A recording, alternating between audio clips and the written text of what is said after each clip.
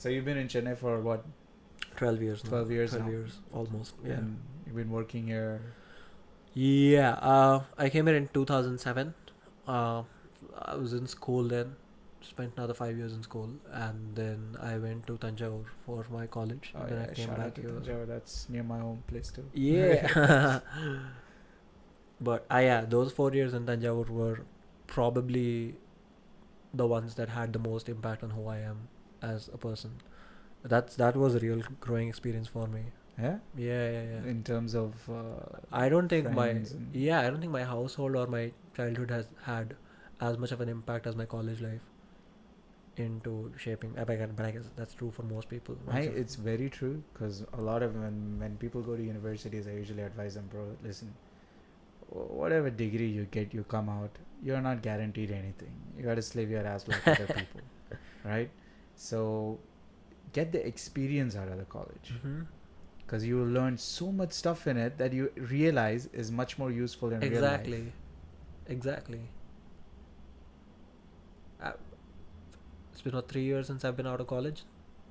I'm pretty sure nobody in my batch remembers half the things we learned, but we do remember each other. Yeah.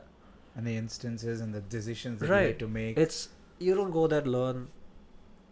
Unless I didn't go there to figure out engineering or something.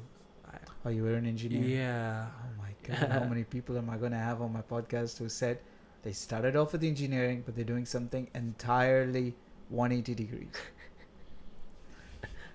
It's true for every I'm still engineer. yet to meet someone It's true for every who comes engineer. up and says, I did journalism and now I'm in comedy. Oh. I'm still yet to meet someone personally. I think there are Right. people out there who might have done it, but No, you'll be more surprised if you come across someone who says I did engineering and now I'm an engineer. yeah, that's also, I mean, I don't know. But yeah, then I came back here to Chennai in 2016. Ever since I've been here working, not working, whatever, just existing. So you've been doing everything, and then how many in lost my train of thought at that time when you were talking about it. That's what happens, man. This is what happens.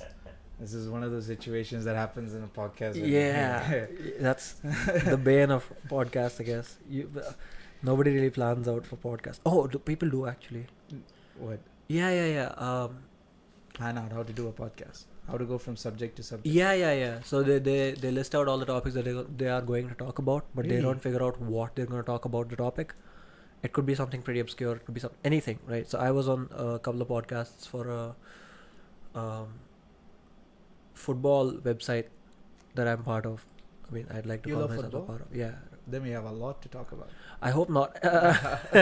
Depends on who you're supporting. No, you go first. Nope. Go on. So See, this is one. coming back to that. No. We'll pick on yeah, the subject we'll pick on later. that soon. Yeah, Sure, yeah. why not? So one of the things that happened on those podcasts was people planned out what they're going to talk about.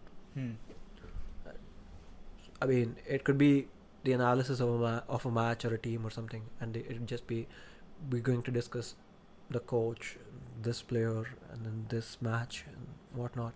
So they list out all the topics, but they never tell you what exactly is it going to be about the coach or that particular player or anything. So you know that you have to keep a time limit within which you can get everybody's views about whatever the current topic is, and then you can transition to the next topic, so they know exactly how they're going. I think that's because they have a time limit on their podcast. Yeah. Yeah, that plays a major factor when you have a time limit. For in my podcast, I don't have no time limit. I'm yet to bring What's in your longest podcast? my longest podcast was 2 hours 45 minutes. With who? I think it was with Shreyas. Huh. He's a football technical, and now he's in Delhi Right. right Yeah. now. So where he's doing, and we were just talking, and I think it was 2 hours 45 minutes.